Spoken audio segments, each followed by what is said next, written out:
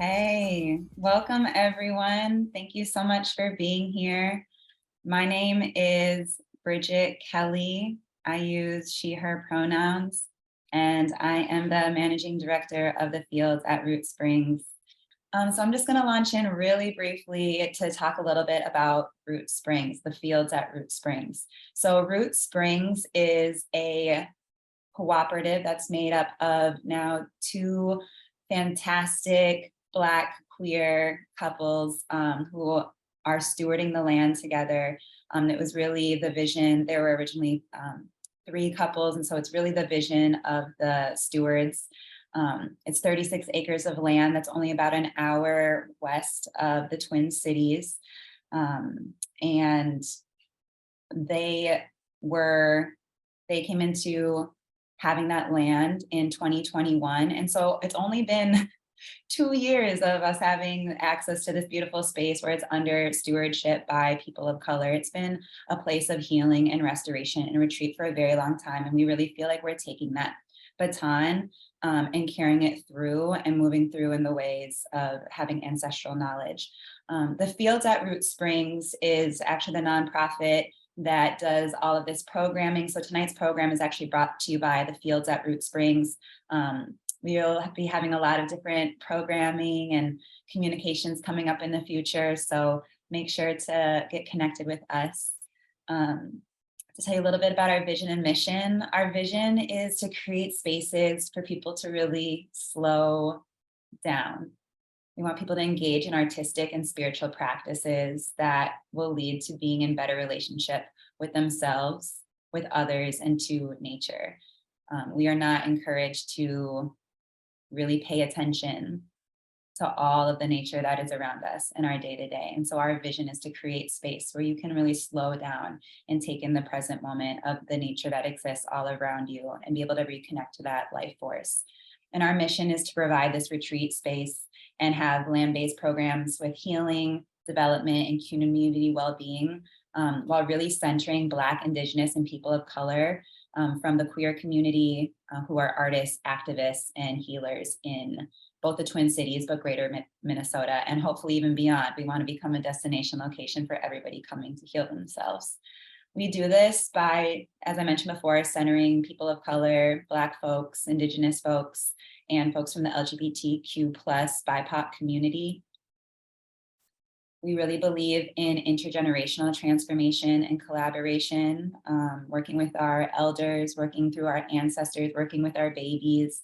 We see a space for everybody in this liberation movement. We really believe in interdependence, which is why the stewards developed the cooperative in the first place, to really deconstruct some of that hierarchy that often gets put into place in land ownership. We want you to be curious. We want us to all be stewards of this beautiful planet that we have access to. And lastly, place, making sure that we feel really rooted in the land and that we're also working to preserve this natural space so it can be here and available for generations and generations and generations to come. And that is our duty and that is our mission. So at this point, I'm going to pass things off to our engagement manager, Zania Coleman, who will take us through the next part of this. Beautiful. I'm so excited everyone is here tonight. I'm so excited to hear everybody speak and read. So I'm going to walk us through our land acknowledgement, and then I'll introduce our moderator for the evening. So with full awareness that a land acknowledgement does not begin to address the complexities of our relationship to the Indigenous stewards of this land, we offer this acknowledgement as a starting place to decolonize the connections between our communities. As a Black and queer-led organization working to facilitate access for Black, Indigenous, people of color, and LGBTQ folks to connect with nature and retreat, we work to move in right relation to the land and in alignment with our Indigenous communities.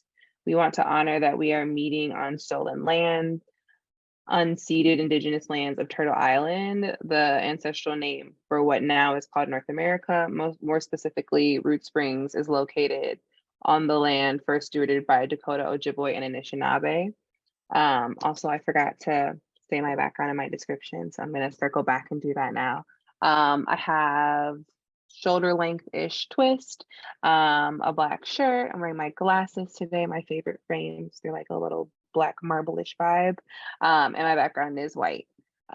Yeah, and so I'm gonna go ahead and transition into our moderator, Autumn. So Autumn Brown is a multi-dimensional artist, singer, songwriter, and author of speculative fiction. Her writing has been featured in Revolutionary Mothering, Parenting for Social Justice, Octavia's Brood, and Lightspeed Magazine. She co-hosts the podcast How to Survive the End of the World and facilitates a political education and movement strategy through the Anti-Oppression Resource and Training Alliance. Autumn lives in Minneapolis with her 3 brilliant children and beloved community. I also want to add, I've had multiple occasions to listen to Autumn speak and dialogue with many different folks. And there was one time I got to hear her in dialogue, I think with her sister, about facilitation as a craft and as an intention moving forward. And one of the things that she had said was, everyone is worthy of being in this space simply because they are alive. And I love that framing, giving some of that like strength and power and beauty to just like being in this space and being present. So I want to say thank you, Autumn, for everything that I got to experience you speaking and talking about. So I would love to pass it over to you.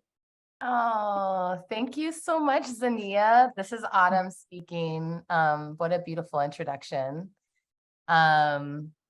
I will describe myself first. I am a mixed race Black woman, light skinned with short, dark, curly hair. And I'm wearing a green sweater. I like to think of it as a spring green and a gold chain. And I'm in a sort of like treehouse vibe space. That's the vibe of the room that I'm in. And I have the honor tonight of getting to moderate a conversation between these 2 brilliant writers. And part of that means that I get to introduce them. And I was saying beforehand to our writers that one of the things I love about doing things like this, and I get to do this a lot on my podcast, is like introducing people. And I love getting to really read people's bios, because how often do we get to just sit with our accomplishments and have other people sit with our accomplishments? So I'm gonna lay it on y'all. Who's in the room tonight? Okay. And feel free to come in the chat and be like, oh my God, celebrity is upon us. That's welcome. You're welcome to say that in the chat. So first I get to introduce the editor of this beautiful book, Darker Wilderness.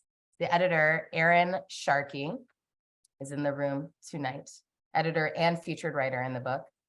So Erin is a writer, an arts and abolition organizer, a cultural worker, and a film producer based in Minneapolis. She's the co-founder with Janata Petrus of an experimental arts collective called Free Black Dirt, of which I have a very cool tote bag that I use all the time. I don't know if you knew that, Erin, but I'm like just walking around with your swag all the time. Free advertisement, please do. Keep doing it. Erin is the producer of film projects, including Sweetness of Wild, an episodic web film project, and Small Business Revolution on Hulu, which explored challenges and opportunities for Black-owned businesses in the Twin Cities in the summer of 2021. Erin has received fellowships and residencies from the Loft Mentor Series, Vona Voices, the Gibbons Foundation, Coffee House Press, the Bell Museum of Natural History, Penumbra Theater, and the Jerome Foundation. In 2021, Sharkey was awarded the Black Seed Fellowship from Black Visions and the Headwaters Foundation. She has an MFA in creative writing from Hamline University and teaches with the Minnesota Prison Writing Workshop. Erin is also a steward co-op member at Rootsprings and is the chair of the board of the field at Rootsprings. And this summer, you can catch Erin teaching nature writing at the Loft Literary Center. So that's coming up in August. And Erin, you might want to drop details later in the chat for how people can register for that workshop. And then later this fall, Erin's going to be teaching nature writing with Orion Magazine.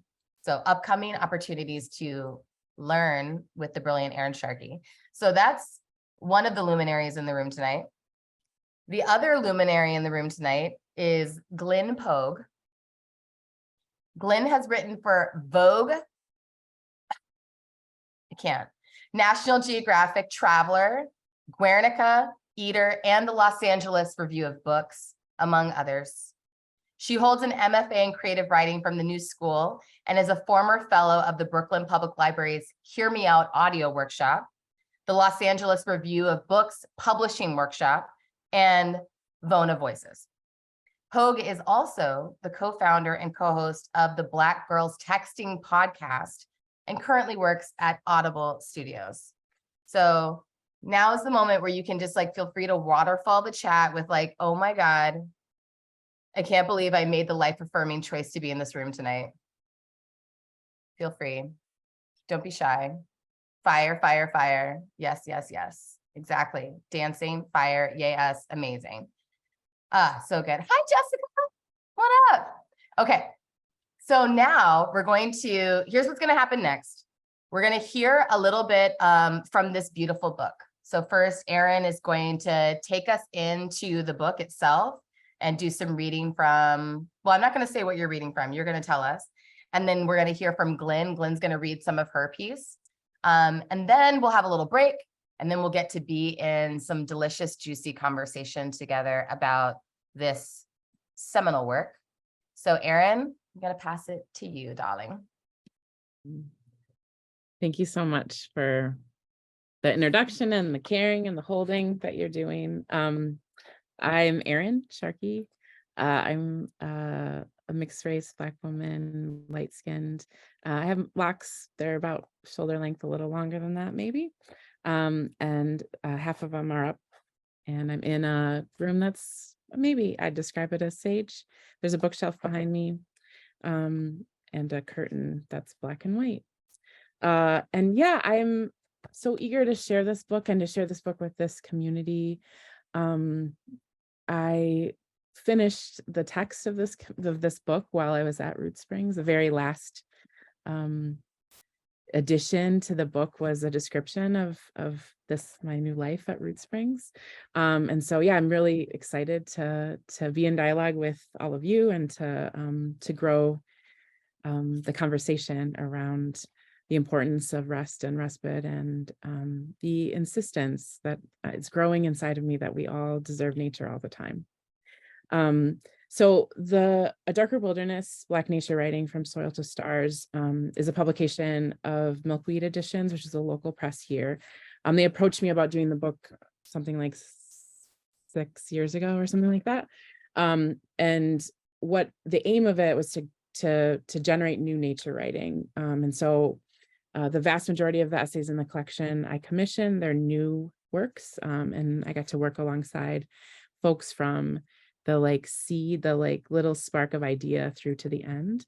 And I'm so glad that Glynn's here with us because Glynn and I met at a Vona Voices retreat with thinking about nature writing, or not nature writing, travel writing, which nature, similar space. And yeah, I was so happy to further our relationship that we started while we were together. And were we in Miami? I can't remember where we were, somewhere like that. And to Miami. Yeah, and to get to see her brain work some more. So this collection was inspired in two places. One, inside the archival collection at the Anderson Library at the University of Minnesota, where I was in residency. I got to spend time like really in the stacks, like very deep inside the cavern of old stuff that's housed there. I got to really explore some incredible pieces of history. And it was there during the time when they were digitizing a bunch of their collection and making it more available to lots of other people. And so each of the essays in the collection is anchored by an archival object. And that I did in part because I wanted to emphasize the long-standing relationship that Black folks have had to nature in this country, longer than this country, before this country was a country. but also because the archive is incomplete. And so I think it's important that we use our imagination and all our wits to expand the archive, to imagine life and fullness into objects that are sometimes very flat. Often in Black history, objects are mislabeled or they're unascribed to someone, so that lots of the subjects are unknown and the creators of artwork and important pieces of history are unknown, because the archive reflects the racist structure that we all are living in this country. The other place that this book was born was inside a nature writing class that I taught at Faribault Correctional here in Minnesota, the largest prison in the state of Minnesota. And I've been teaching with prison writers for a long time, but it was the first time I taught nature writing and I wasn't really sure how it would go. And the men in that class really expanded my own understanding of nature and where it lived. They were able to reclaim nature for themselves inside of a place that there isn't much life, much opportunity for thriving. And so they described the ways that they crane their neck to see the sky, to tell them about the passing of time, or the way that they marked seasons by the ways that honeybees came in and visited their classroom windows. And so I'm really thankful to that group of writers, and was able to feature one of Minnesota prison writing writers, Ronald Greer, in this collection. And it felt really important to me that that be a part of the final book. So I will read a little bit from my essay in the collection, which is entitled An Urban Farmer's Almanac, a 21st Century Reflection on Benjamin Banneker, His Almanacs, and Other Astronomical Phenomena. First, it's important to know who Benjamin Banneker was, I think, because everyone should know who he is. Very, very important person in our nation, is maybe responsible for the city design in Washington, D.C., and probably in Buffalo, New York, which is a city that I'm writing about in this essay. He mapped the 17-year cicada. He was an inventor of clocks, lots of really important contributions to the world. I read his almanacs. They were one of the things I found in the collection at the Anderson Library. And featured in this essay is the cover of the almanac that he wrote in 1795. It's an important document I think you should go and find and see if you can read about. Farmers' almanacs are really cool. They have really awesome, like they have trend forecasting in them, as well as weather forecasting, and a kind of an eerily accurate weather forecast in them. They also have a feature called the Best Days Calendar. And so I borrowed from that calendar, which tells you the best days to shear a sheep or to repay a debt. And I started by drafting what a best days calendar would look like for the urban farm that I was living in and working on in New York. So you'll hear dates throughout as I'm reading. I'm going to start with the August 16th section. It's the best day to weed and to wean. We harvest strawberries perched on the side of a wooden garden bed, its fibers eaten away by rain and snow. The little hearts bleed on the teenager's palm as she moved them from fruit truss to basket. When the plant was only green again, we moved to the task of rescuing the bush from the bindweed. The corkscrewing persistence, with its proud blooms, had silently snaked around and around the strawberry plant, which had braved buds and leaves and flowers, then hard white berries that ripened red in the sun and heat of July. But the weed was natural too, was growing earnestly and seeking the sun. Gently, we unwrapped the spiraling insistence that had been strangling the strawberry for months. Erica's parents were like that wild weed, her mother holding many responsibilities, her father wheezing and tired, both ever-present, wrapping around her as she tried to get off this block with its crumbling sidewalk and slumped houses boarded with plywood, their paint peeling itself away. She carried the molded pulp berry basket home to share her bounty with them, to share the taste of her first harvest.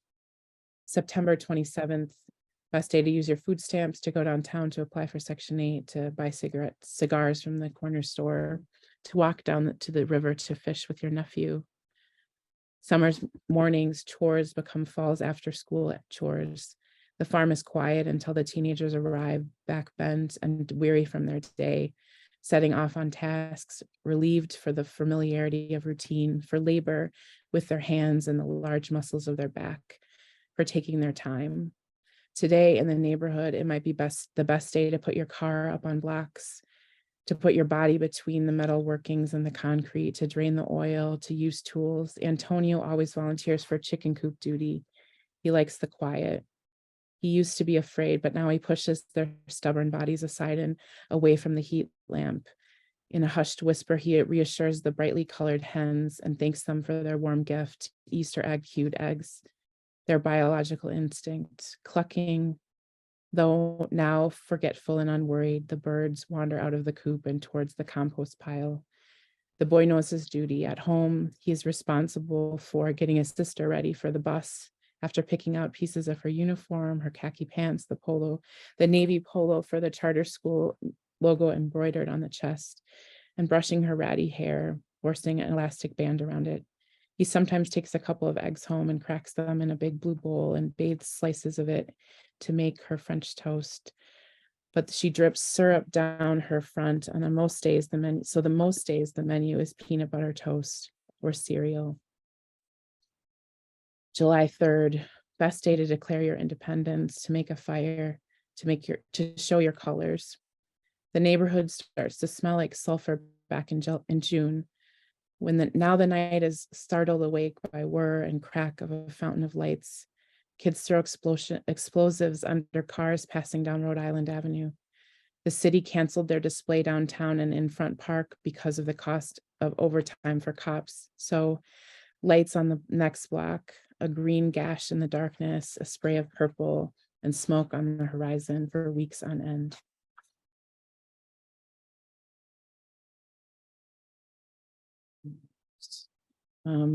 April 17th, best day to braid hair on the front porch, to stand in line at the free clinic for ham for Easter.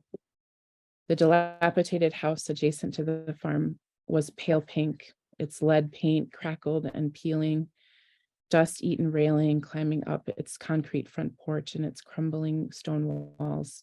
Inside, the floor had been cut open for its copper parts, leaving a wide gaping hole duct taped closed. There were 2 rooms at the peak of the house, one facing the front and one the back. A family lived here for a long time. Maybe it was the water bill climbing and climbing, spilling over, sweeping the family away with it and towards foreclosure. Maybe they watched the neighborhood change and followed the Italian families when the block browned. Maybe they left in search of jobs when the General Mills plant closed, or the Bethlehem Steel plant, or the Trico plant, or the other plant, the place they'd been working since they were teenagers. Maybe they'd been the ones to plant the rhubarb in the yard, sent the kids out to break the stalks and bring in armfuls to sweeten for pie. Though the kids would always dare each other to try the puckering sour juice from the end. Maybe they planted the raspberry bush that spread and spread without tending. There was a family here before the house sat empty, before the electricity was cut off and the water, before the scavengers came in search of stuff to pawn and scrap, before the elements ate away the building, nature doing its job, consuming the dead and pulling the remains into itself. There was a family living here before its ownership was acquired by the city, which then sold the house for $1 to the nonprofit already doing work across the street, already occupying another building left empty when the same city abandoned it. An almanac trusts observation and prediction. The magic of its accuracy is in both its longevity, the longevity of its observation, and the faith that there are patterns to observe. That waiting will reveal a design behind the phenomenon. Nature isn't good or bad. Nature is a relationship, a big interconnectedness of needs met, bodies transformed. The hood is a natural place. The hood was natural before the garden grew up in the middle of it, and above the garden, the moon is faithful and sits in the same sky Benjamin Banneker looked at to make predictions. I'll leave it there. Thanks, y'all. Oh, thank you so much, Erin. That was incredible. This is Autumn speaking. Whew. Hey, we're on a journey now. Y'all ready to keep going? All right. So now we're gonna hear from Glynn Pogue. Glynn, Yeah. you ready to go? Yeah, I am. I'm hoping that you all can hear me. As people have been speaking, it's been slightly glitching. I think Mercury retrograde is coming for me. But this is Glynn speaking. I have on very large black glasses, straight back cornrows. I'm a Black woman. I'm in a brown, like, what's it called? Tie-dye sweatshirt, sitting in front of a little candle flickering and two big windows behind me. All right. I'm going to hop in to my essay from A Darker Wilderness. This essay is called A Family Vacation, and just want to show the archival piece that I was in conversation with. It's a brochure for a Black-owned guest house in Martha's Vineyard called Taylor's Playfair. And Erin was so helpful in this process and showing me lots of different archival items that I could again, be in conversation with. And this one really jumped out to me because my family owns a collection of bed and breakfasts. So this idea of hosting and hospitality and refuge for Black folks specifically is very close to me. And this story, this essay is set at one of my family's bed and breakfasts. Picture this, a Black family posted on the porch of a big white mansion. It's the kind of porch with columns, mats, they're taking up the whole space. Some are seated at bistros, arms of outdoor couches. Some are sitting on the steps. It's loud. They're cackling and carrying on. Uncle Terry is playing something old school from a Bluetooth speaker. They're sipping Moscow mules and mint juleps from these little mugs Aunt Wendy custom made with each of their first names on one side and their last name on the other, the Greenwoods. Outside, the air is balmy, but it's fresh. Every now and then they catch themselves breathing a little deeper, trying to drink in as much air as they can because they all drove here from cities full of smog, from cities on fire. It's the 4th of July, 2020. George Floyd was murdered 2 months ago. They've been trying not to watch the news since they got there. It's already been too much. They lost a great aunt and great uncle to COVID-19 last week. And though they all know it's risky to be gathered together this way, they need this. They got masks on. But sometimes they sneak them down to see each other's smiles and again, to breathe in all that clean air.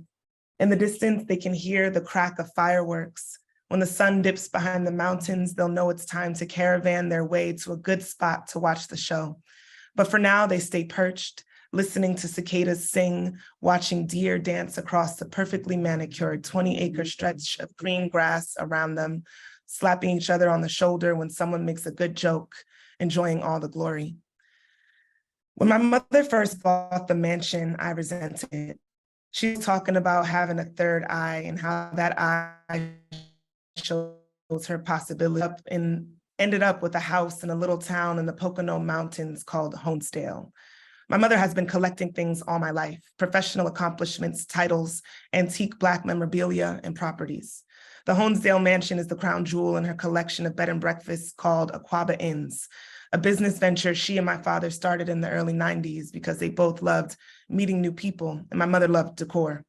It's about investing too, about legacy building, something for the generations to come to inherit. My parents like their homes old, steeped in history and character and memories of those who came before. Their 6 inns along the East Coast are reflective of this passion. A Victorian mansion in Brooklyn, which was the house that I grew up in, 2 gingerbreads on the Jersey Shore, a townhouse in Washington, D.C., a Craftsman in Philly, and the Honesdale Mansion, a 30-room former Woolworth estate. My mother branded it the mansion at Noble Lane, but we all call it the mansion for short. The mansion hosts Black folks from around the country who come up to the mountains for an escape, for respite, for rest. It gives the collective us a home away from home. We arrive as strangers and leave as family. We indulge in sensory pleasures. We get spa treatments and sip champagne by the fire pit. We ride horses, hike, ski, and kayak. For some of us, these forays into the outdoors are new, but the home we'll return to afterward is deeply familiar. We wake up to this in a heaping plate of fish and grits served in a formal dining room. We make plans to have an afternoon picnic on the lawn with the couple we sat next to at breakfast. When we leave, we feel restored. We often say the place touched us on a soul level. I'm gonna skip ahead a little. So just to reset, this is also taking place again with my family and I are all together up at this house for 4th of July. 3 years prior to this trip, my cousin Jabari had a baby with a white girl from Kentucky. He was down there for school on a full tuition scholarship for football. Even though he and I didn't grow up together, I loved bragging about how my cousin was going to go pro. I imagined my whole family sitting at the games wearing his jersey with pride. But when old girl got pregnant in Jabari's junior year, he moved back home. When my aunt first heard the news just days before I graduated from grad school. When she cried at my celebratory party, it wasn't only because she was proud of me, it was because of her pain. I felt guilty catching up on the latest developments through the family grapevine like gossip. People's lives were changed. Suddenly we had a baby boy to welcome into the fold of our family. And suddenly we had white family members. They all joined us on this trip, the baby, the girl, her mom, her dad, who wears a big cowboy belt and smokes Marlboro Reds. The baby is beautiful though, smiling all the time, so clearly loved and adored. But with the arrival of new life came loss. A year after the baby was born, my cousin Jordan was struck by a car and killed. He was 26. He was an only child. His parents, Uncle Terry and aunts were destroyed. The whole family was. Jordan had been a light, always faith. Whenever we saw each other, we trade our latest travel stories and fantasize about the places we hope to see next. Once, he and my cousin Jamal made a random visit up to New York and stayed the night at my apartment. I was so excited to host them, to be the cool older cousin. I took them out for Indian food at a little spot in the East Village, and we ate with our hands, our fingertips getting stained with curry, and got drunk on cheap beer. We cracked jokes and lovingly talked shit about each other's parents. In the Uber home, they were enamored by the pace of the city, by its beautiful chaos. Back at my apartment that night, I gave them extra blankets and a set of towels and set them up in the guest room. I remember thinking they were being so dramatic for having to sleep foot to head. We're family, y'all, grow up, I said. I slept soundly that night, knowing that they were in the bedroom next door. I think we all felt the comfort and safety of each other's company. I made them breakfast the next morning and then sent them back off to DC. When we hugged, we told each other, be safe, because that's how we always say goodbye to friends and family. It's so automatic. It just slips out of my mouth. Sometimes I don't even consider all the dangers we need safety from as I'm saying it, and the power in those words as a send-off, and was gone not long after. The next morning, we all wake up to a heavy fog hanging the lawn. We eat a big breakfast in the living room, in the dining room with all the fixings: French toast, grits, eggs, turkey bacon, fresh fruit, and mimosas for good measure. Everyone is splitting up to do activities. Some are taking the baby to a petting zoo. A group of my aunts are going on a boat ride around the lake, and others just want to chill around the house and post up on the porch again, or maybe sway in one of those hammocks. My father suggests that some of us go for a hike, and I'm game. I'm not usually a hike type of girl, but it seems like a nice way to get in some fitness. Uncle Terry decides to come, and my cousins, Jabari and Armani too. I think I'm gonna pause here for the sake of time. Thank you. Oh, wow, Glynn, thank you so much. Thank you. Beautiful. I feel like, I don't know how other people in the room are feeling right now. I definitely feeling this like teeming sense inside me of some of what is like pinging in, this is Autumn speaking, back and forth in my brain across from between these, just the juxtaposition of these two essays that we heard. So I'm really excited to get into it. This is Autumn speaking. Let's get into the magic here. I'm gonna invite Erin and Glynn to come on video with me. We're just gonna have a little conversation. And y'all who are here in the room, you certainly can inform on the conversation that we're gonna have by, if you have a question that you'd like to ask, whether it's, you know, you could direct a question to either Erin or Glynn specifically, or you could just ask a question generally. You can just put it in the chat. And I'll do my best to keep track of what is happening there. But I'm also going to be listening. So we'll just experience my, collectively, we will experience my powers of multitasking and how powerful they might be. But I have a question to begin. So first of all, both of you are brilliant writers and such different writers. And yet both of you are engaged in nature writing. And so I wanted to kind of start by zooming out a little bit to talk about nature writing as a genre of writing, if that's okay. One of the things I noticed in both of your pieces is how seamlessly you move in between descriptions of the phenomena that we would typically associate with nature or nature writing, and then the rest of the world that is, the things that often we're not perceiving as nature, or we've been conditioned to not think of as nature, like our actual lives taking place in actual reality. And I really appreciated that both of you were making those transitions in your work. And I felt that sense of this work is challenging the binary notion that there is nature and not nature. And given that that's something that both of you really appear to be up to, I'm wondering if you could just talk about how you relate to nature writing. Yeah. I feel like I have a kind of an awkward relationship with nature writing because I enjoy nature writing, though it's not often like speaking to my experience. I certainly devoured Mary Oliver. I'm a Wendell Berry fan. Now I read all the sort of greats of nature writing, and I think it's important to remember that nature is a political space, and so there are ways that our arrangement and the power structures that are all around us present themselves in our own relationships with nature too. And so I was excited about a project that really pushed the edges of the definitions of nature, because I think that we could use some redefining of it, because I think it's been kind of narrow, So I was excited to ask a lot of writers who maybe didn't define themselves as nature writers to be part of the collection, and I'll let you speak to that if you want to. But I knew Glynn's writing had such a good, I was always impressed with Glynn's writing in the ways that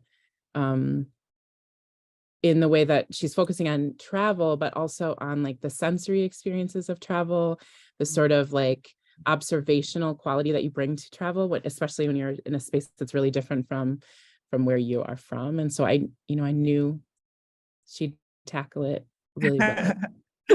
I appreciate that. And that's really what I would consider myself, a nature writer. And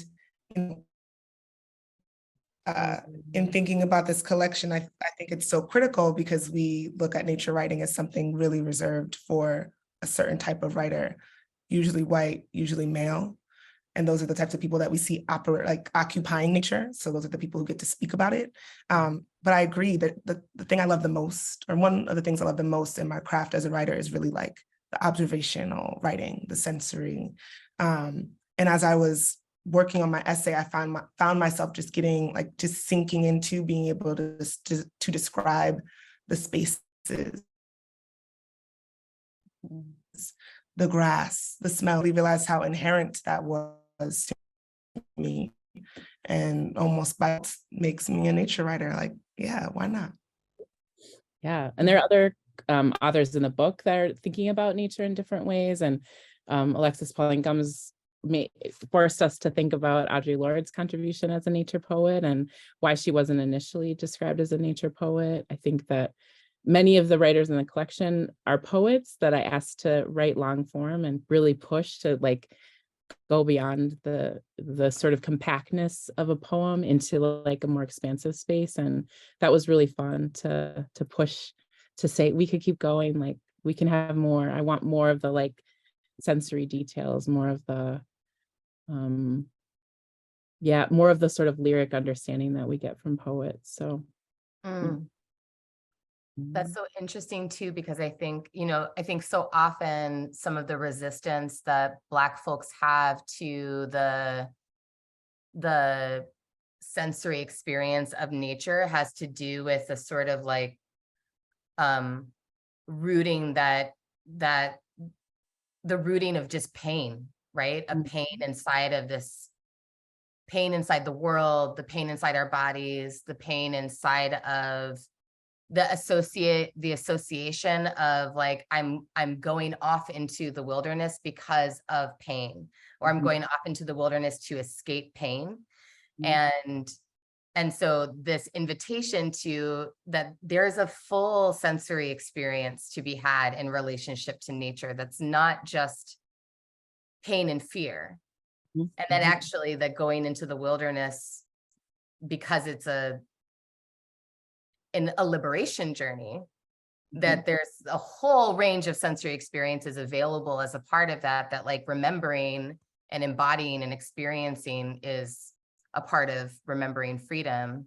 I was thinking about this when, I think Glynn, it was while you were reading, there was this connection I was making between like escape, refuge, respite, rest, and then this idea of hosting and being hosted. Like, so you said there's something in your piece about getting to be the cool auntie, getting to be the host.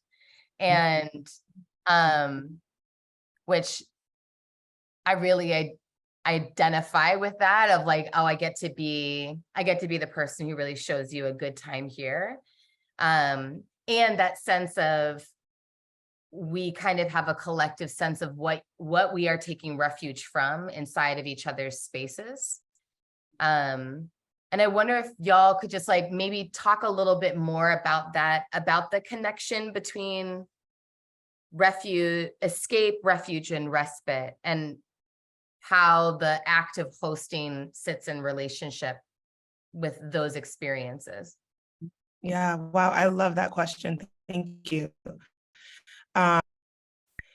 There was something that I was kind of getting at in that experience of hosting my cousins, where it was like my audio is breaking up. Yeah. Is it breaking up for other people too? It is. Okay. Can you hear me? Can you hear me? Yeah. I can hear you right now, but it has been kind of going in and out a little bit. And I'm wondering if we can like maybe slow down for just one moment to see if we can fix the audio without losing your video. If folks don't mind us doing a little like technological moment. If there's maybe another, do you have another network you can connect to? Yeah, I'll do that. Maybe Erin, you want to go first, and I'll Erin, come back to me. Okay, cool. Sure can. Thank you, Glynn. I also am thrilled by this question. And I think that I'm learning a lot about it through the relationship I have with Rootsprings. And, you know, I think when we were thinking about, are we going to do this project? Are we going to take over stewarding this land?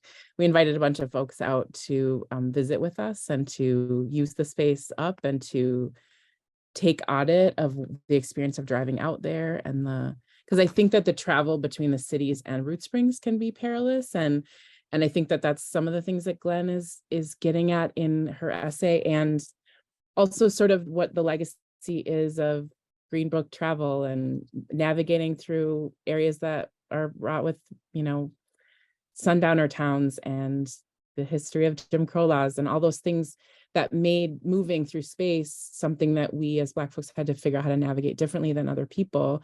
And so the arrival point, the like moment of where you get to start to rest is really essential. And so the hosting, I think, is part of that thing. It's like you want to be a safe place for folks to arrive at and to be filled up with, and to address their basic needs, and to also to have moments to tell stories and to like be with each other. So, you know, we really feel like we love the moments when folks say that when they drive onto the property at Rootsprings, that it feels like you get to decompress, like that it's a breath out. It's like, oh, it's like an exhale moment. And that the speed of the place, the like proximity to the water, the ways the sound works out there, the lack of bells and whistles and TVs and all that stuff, the getting back to the basics is an invitation, I think, for folks to really be with themselves and to arrive at a place. And the cows. Thank you. Millicent is reminding me that we do have these cows that live next door, and I think they really like Black people, but they love to come out to the fence. And I notice when there's musicians on the land and they are making music or singing, that cows particularly enjoy singing. So they Oh, come up yes. windrise. Well, cows are like mad holy. So they're like, we're attracted to. So I was thinking about how, in hosting someone, there's pressure on you to deliver like an amazing experience to them, but also it's very much shared. Like the joy that you get from just being with them in this experience is like so mutual. So as I was, and I in my essay, I'm also talking a lot about safety. So one sense of safety that I had was just in hosting my family, but then just being around them, us being collectively together brought a sense of safety. And then specifically at the bed and breakfast up in Pennsylvania, I also get into this in the essay, it's a very like conservative area where we are. And we have a ton of Black travelers that come up there. And, during each election, you see like tons of Trump signage everywhere. And that would be immediately recognizable to people as they were driving up from, different cities. And it kind of puts a bit of fear and anxiety in your chest as you're on your way to someplace that's supposed to, be giving you refuge. And there's an added layer of pressure, of responsibility as the host of this space to assure people that where they're coming is a place where they will be safe, where although there may be like a lot of stuff going on outside of these grounds, like these grounds are sacred and safe and are for you. Hosting is like a real responsibility. And I look at my mother and how much she like honors that title, and understands like how important it is, especially when people are really coming for relaxation, for escape, for rest, Yeah. So this is giving me a thought about how we learn to host and how we learn to rest. Mhm. So I want to take us to both of those places, but I want to talk about how we learn to, well,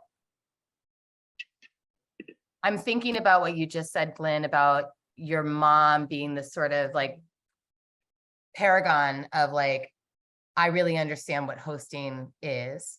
And that is like, usually if you are a good host in your life, it's because you had someone really model to you what that looks like. But part of that modeling was having that experience of being able to rest down in their care, right? Like thinking about like resting down the nervous system. So a full sense of like, okay, my body's safe. So maybe let's talk about rest. I'm curious to hear y'all talk about when you've experienced moments of having your own systems resting down in nature. As I say in nature, I want to like immediately challenge myself saying that, but you understand what I mean. I would love to hear from both of you a little bit about, maybe you could take us into a moment in your own life where you're like, maybe I wasn't even expecting to experience this, but I arrived somewhere and I had that feeling of my nervous system resting down and I felt safe. And just what suddenly became available to you in that moment. I always associate that with care. Like when I can really when I rest down is when I feel like really cared for. And it's interesting, like a lot of my memories, like what comes first to my mind is actually going up to that bed and breakfast and actually being like cared for by my mother in like a mother way, but also in the way, like being able to kind of be her guest. And just really like not having to think, your mind always already quiets a bit when you're going out into nature.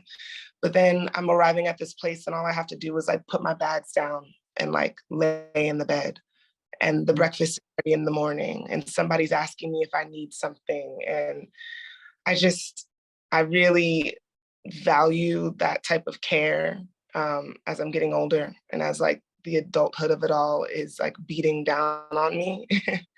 The adulthood of it all. Like just care is so critical. Mm. Especially when it comes from a place of love and like a genuine, genuine desire to be nurturing to others, which I think is what makes a host really great. For me, I was having like real childhood camp memories. I grew up going to camp every week, basically, of the summer. When I wasn't like camping with my family, I was camping with my church. And I remember one particular summer, I had just like the best counselor who just like thought of very special things to make us feel seen.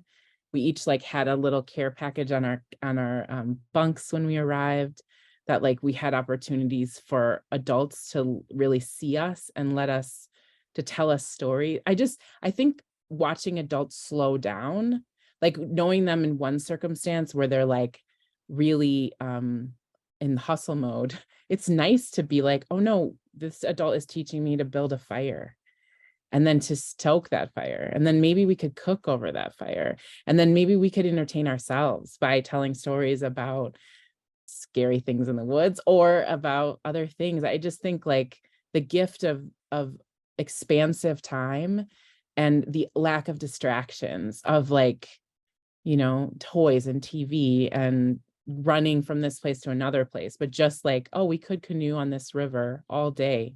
And that maybe we feel our muscles like really expanded, extended as far as they go. And like that kind of restfulness that comes when you've really like moved yourself on water with other people with oars, like from one place to another place, is like one of the best feelings I think I've ever had. And for me, it was like this balance, because I've always been a big kid. I've always been fat, and I'm always been an asthmatic and like allergic to the world. And so being in nature's always been this like this sort of complex thing for me, right? It's like either, there have been spaces where my body has been, reacting to nature. So I think that like, I don't know that you have to I think that like searching out those comfortable, like really connected moments in nature are good too, but also, thinking about the ways that we may have an inherent rub with nature too. It might not all be a holding, but it has these other opportunities in it to help us learn about ourselves. Like I know that I have a particular memory of hearing myself wheezing in woods, which is a different kind of sensory experience than having an asthma attack in your living room, and so that felt like a little tangent to the question, but I think that I'm hoping that this book holds the kind of range of emotions and experiences that we have in nature, that it doesn't all have to be a placid like softness. It could be a stimulation in another way. And that's all nature. Good. Yeah. Right. Like nature is dangerous sometimes. Absolutely. And has ways of letting us know when we're not supposed to be places. I remember a few years ago on my podcast, I got to interview these folks that they are called Queer Nature. They run like a survivalist school where they teach like wilderness survival skills to queer and trans people, especially queer and trans people of color. And I remember them talking about this, about, it's like, sometimes you're not welcome on a particular part of the land. And it's important to be able to pick up on those signs of your body is actually not welcome here for whatever reason that may not have anything to do with anything that we would ascribe as humans to ourselves. And it's interesting thinking about that in relationship to this dynamic you were naming, Glynn, of like the journey to get to the nature place. It often involves going through territory that, includes overt signs of hostility to Blackness, right? and landing in a place that we know is supposed to be refuge. And then, but then maybe having a physical experience of discomfort or a physical experience of like some way that my body is like not like fully integrating with this place. And that in of itself, I think can be a hard tension for folks to navigate in being in the woods or being in the wilderness. I know when I used to live in the woods and I would have come people visit me on my land, that was definitely a dynamic, right? Of like, we came all this way, now if we feel terrible. Exactly. Well, Yeah. what do we do? Right. Yeah. So, right. Yeah. Yeah. We've been thinking about that a little at Rootsprings too, is like the assumption that people know how to retreat.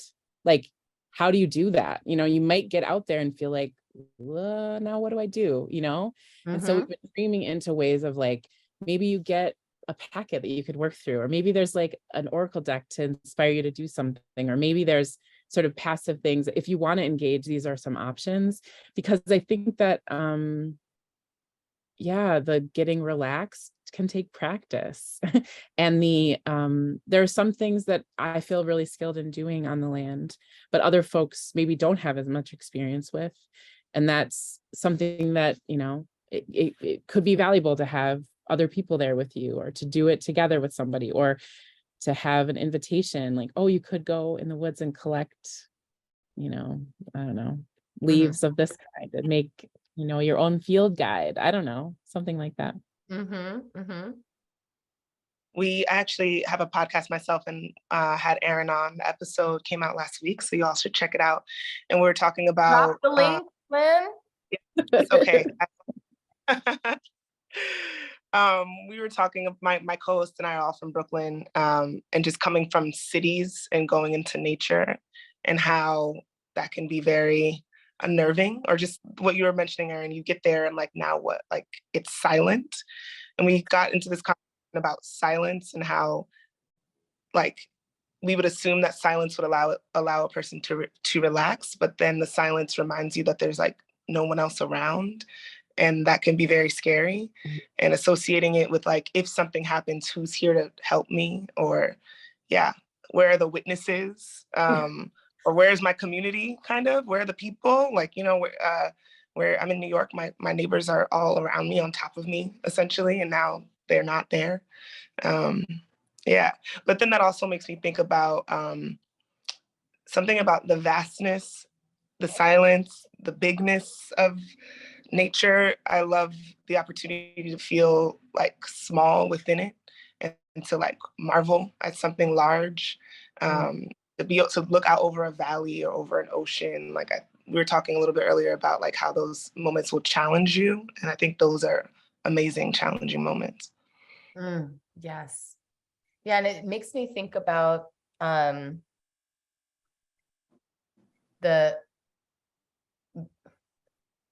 so hard agree with this notion that it's really hard for people to rest, right? So we like are walking around in states of hypervigilance for the most part, and in which, you know, especially for Black folks, it's like, it's not like it would be, I always laugh about this, like, especially how much shit is going around the internet right now about how people need to rest. And it's like, it's not like it would actually be smart or wise in most cases for like Black folks to like rest down or to not be vigilant, right? It's like, so the conditions have to be right.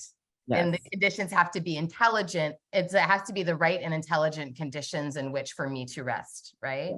Yes. And to me, this connects to the cows, because I feel like there's something about the like spiritual protection of a particular location, right? Where like you can get to a place and know that there's been some work that I imagine that y'all are doing at Rootsprings. There's some spiritual work that's happening in a relationship to that land that offers like a veil of a kind of protection from what else is around there. And then maybe there's also other kinds of like relational work that you're doing with the people who have land abutting the Rootsprings itself, so that it's like, you know what I mean? Like you're doing what you need to do to organize the safety of the space, but it's not like it's not automatic, right? And it's kind of, to me, that feels like that's kind of what hosting is, right? Is like you're setting a container through spiritual practice and also through like logistical organizing. It's so real. Yeah. I can tell that the nuns really picked the land really purposely. The nuns who founded Claire's Well, that became Wellsprings, that's now Rootsprings. They really were looking for a dead end road. They were looking for water. They were looking for a certain number of acres. And so that I feel like you can feel that they found a really special place. It has this bowl feel. You can feel the whole like dome of the sky from the middle of it. Yeah. And we have done some work to meet our neighbors, and that's been important too. We've also been like trying to figure out how signage on the land can be saying, yes, you can do these things, as opposed to don't do this, don't do this, don't do this. I also think Alice, who is really the full-time hold us down host on the land, has such a calm spirit, such a like welcoming spirit. And I think folks who have been on the land with Alice know that she moves in a way that's really welcoming, and that's what we want. We want folks to feel like they can ask questions, and that we have things that people need to engage. You don't have to come out there with your own snowshoes. You can engage on the land as feels good to you. Yeah. And we're learning more about it. We value our feedback from guests, and we're in conversation with folks all the time. We have a board of people they're all Black artists that have been helping steward our project with us at the nonprofit, and they're all regular attendees on the land. And we also have a group called Community Supported Retreaters, which is kind of like a CSA for a farmer, but we have a group of people that have invested in themselves and in us at the beginning of the year. They prepay for 5 or 10 or 20 nights on the land. And so they get to keep coming back. And that feels really good too, to have like a cohort of people that get to start calling Rootsprings their cabin, or they're going to their space, up north. And yeah, so that feels important, part of what we're doing. That's so dope. Love that. I wanted to just make a little room. We have about 10 minutes left, a little under 10 minutes left in our discussion. And I just wanted to make a little room for any questions from folks who are here witnessing the conversation. It's a small enough room. No, I don't know. I'm like, you could maybe raise your hand and we could, yes, okay. Can you, Nicole, I see your hand is up. I'm like, I would love to call on you to ask a question, but make it a real question, not like you know what I'm saying? Come on in, Nicole. Can you hear me? Yes. Yeah. Oh my goodness. Sorry, I'm trying not to like cry and get emotional, because this is, I don't even know how to explain it. I thank all of you for being here and for being present and just showing that this is possible. Like I'm about to be 35-year-old Black woman, introverted, but also developed a connection with nature out of trauma. And oh my goodness, like this is actually something I'm working towards right now. It's just been this kind of full circle journey for me of healing, but also giving back. Through that healing, giving back. So I am like ferociously writing stuff down right now. So Good, Nicole. this is like giving me so much life and breath and energy. And I just feel so inspired, and just I've however much time this has passed, like this additional boost of hope for my future and for my community. So I thank you for that. I would love to know, in terms of kind of some of what Erin and Glynn was sharing, their experiences with, I guess, around safety, because for me, being introverted, going through my childhood trauma, I was never afraid of nature. It was more people than nature. So nature actually helped me connect back with people. So in having that experience, I just, there was these trust issues of like always feeling like I was being manipulated and let down as a child by adults, but then realizing that nature gave me that space and that breath to actually feel my feelings of anger and confusion and, you know, all of the bad things, but also make room for the good things of hope and curiosity and nurturing. And I just kind of wanted to know if that's something you've experienced, either of you, like whoever wants to answer this. Kind of, has nature brought you back to something, like help you revisit a challenge that you didn't expect to kind of happen or heal from? Beautiful question, Nicole. Thank you. That's an amazing question. Go for it, Erin. Yeah, I sometimes forget that nature is the place that can hold that sort of thing for me. So it does come to me sometimes as a surprise. I definitely, I lost my dad to COVID like 2.5 years ago or something. And in the midst of the pandemic and in a time when I didn't have that much access to the out of doors. And I remember the first time being, my wife and I went on a road trip to see the Badlands in South Dakota, and she'd never been before. And she's such a sweet human. Those of you that know Zoe, she's kind of amazed at everything. And it was even more spectacular to see her let it really impact her body, like let it really like wash over her, and the sort of awe that she brings to nature. And it really was an invitation for me to like feel present, to feel small, to feel like something could hold the frustration, the sadness, the anger, the, you know, the relief, to be out of the confines of our house and away from that stuff. So yeah, I feel like the sense of possibility that nature holds has been really healing to me in many times in my life, for sure. You spoke about this earlier, Erin. You were talking about going to camp and the kayaking and just kind of like exerting yourself in nature. I talk about this in my essay, but my family and I ended up taking this hike, and my Uncle Terry was there, and he's the one who lost his son, and my cousin was there who had recently had this child. And like, there was just, I felt like, you know, especially because we were going on this trip right in the thick of the pandemic, after so much loss, uprisings around the country, there was just so much between all of us, so much that we were grappling with. And taking this hike with my family, and physically exerting ourselves so much that all we could do was kind of be present in our bodies, like just really feel our bodies because they were working so hard. And then also like marveling at all the nature along this hike and conquering this thing all together. And like, we all laid in this field when we were done and like just looked up at the sky. My uncle almost fell at one point, but it was like kind of funny. And we all went and helped him up, and he was playing his music loud. And I don't know, I felt like that was such a healing moment for all of us. Like, we returned back to the house with so much levity. Yeah, that moment really sticks out to me. Wow. Oh, what a beautiful story, Glynn. I love that. Love that.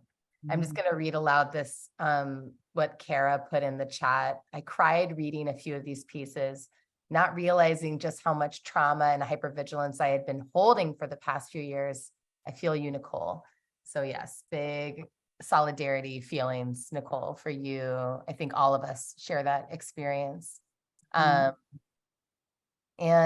I wonder, just by way, we have like just a couple of minutes left before we have to move into our closing. And I wonder, Erin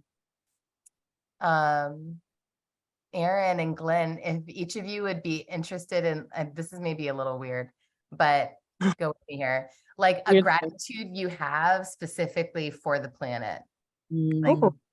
Like something that you were like, I just really wish I would like to be able to say this out loud to the planet. I'm grateful for her. I'm So thankful. many. I know. I'm thankful for things that move super slow. And I like that they're moving still, but that it's slow.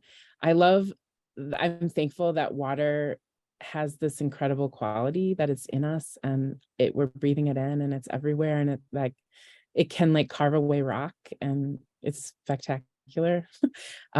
Yeah, I'm thankful that nothing goes to waste in nature. That's Beautiful. Thank you. Oh my God, love that. Nothing goes to waste. I'll answer the question, but I'll just add to that. I just got back from a trip to Costa Rica recently. Ooh. That like my mind. Oh my God, I've never been in nature like that in my life. It's next level. It is a whole other level. Different nature.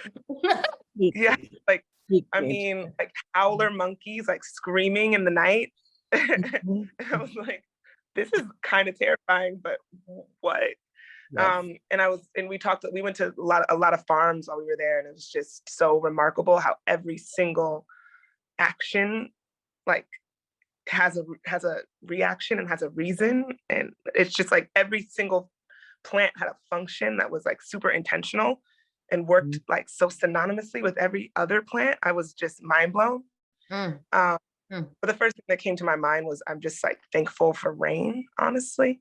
My dad always tells the story about when I was very young, he was walking me through the streets, like carrying me, and it started raining out of nowhere. And I just was like, with my face up to the rain. And this lady was like, cover that baby's head. You're gonna make her a rain baby. And like, I am a rain baby. Every time rain comes, I feel so relieved almost. And I've been so much recently, and it's been happening like magically that every time I get home from a trip, it's like a rainstorm. And I feel like I've been given the gift of being able to just like be in the house kind of and be at ease, at rest. It's been happening every single time. And I'm so grateful for that. It just, rain makes me feel like I can take a break every time. I just love it so much. That's so magical. I love that for you. I also feel like, yeah, nature is like impeccable. Like what you were describing with the farms in Costa Rica is just like, yeah, it's like nature is just like impeccably perfect. Okay, I know we're at time. We have to shift into our closing.